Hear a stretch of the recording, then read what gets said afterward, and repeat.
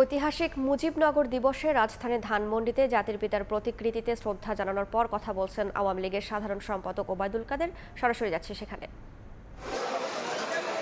সৈয়দ নজরুল ইসলাম উপরাষ্ট্রপতি এবং বঙ্গবন্ধুর অনুপস্থিতিতে অস্থায়ী রাষ্ট্রপতি এবং তাজউদ্দিন আহমেদ তিনি ছিলেন প্রধানমন্ত্রী। এখানে উল্লেখ করার মতো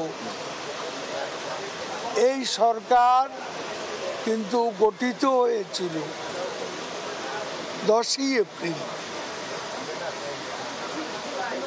10ই এপ্রিল সরকার গঠন আর 17ই এপ্রিল মুজিবনগর সরকারের শপথ গ্রহণ অনুষ্ঠান ছিল।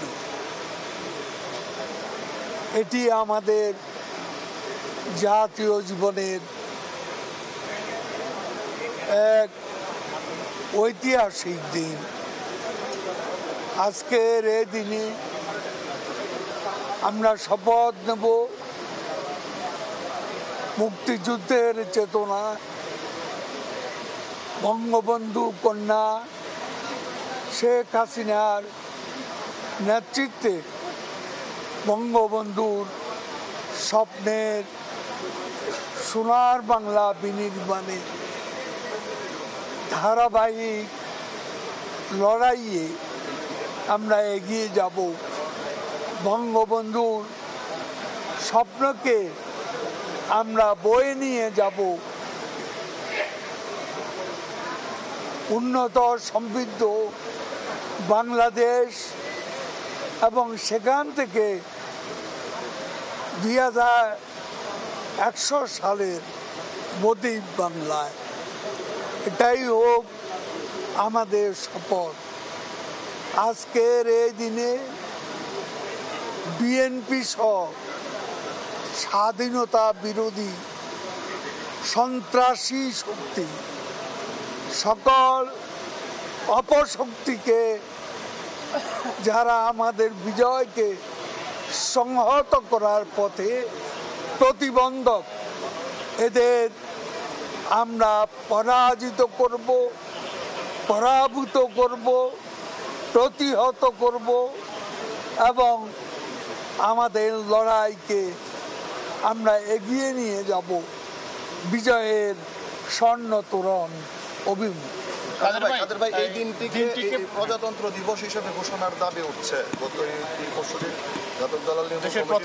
প্রথম সরকার গঠনের দিনটি 10 এপ্রিলকে প্রজাতন্ত্র দিবস ঘোষণার দাবি জানিয়েছে। কিভাবে দেখবেন সরকার আপনারা?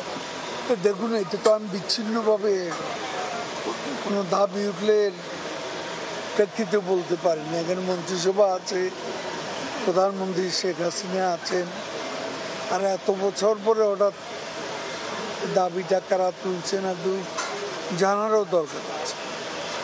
প্রথম সরকার গঠন করেই তারা বাংলাদেশের মুক্তিযুদ্ধ ছিনিয়ে এনেছে, তাদের সফলতা, প্রথম সরকারের সফলতা।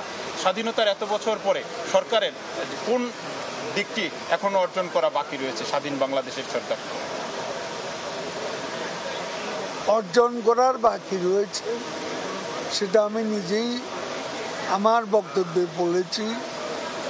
বিজয়কে সুসংহত করার পথে প্রতিবন্ধকতা হলো বিএনপির মতো সাম্প্রদায়িক সন্ত্রাসী অশুভ শক্তি, এই শক্তিকে পরাজিত প্রতিহত। মুজিবনগর দিবসে ধানমন্ডিতে জাতির পিতার প্রতিকৃতিতে শ্রদ্ধা জানানোর পর সাংবাদিকদের সঙ্গে কথা বলছিলেন আওয়ামী লীগ সাধারণ সম্পাদক ওবায়দুল কাদের। সরাসরি যুক্ত ছিলাম সেখানে।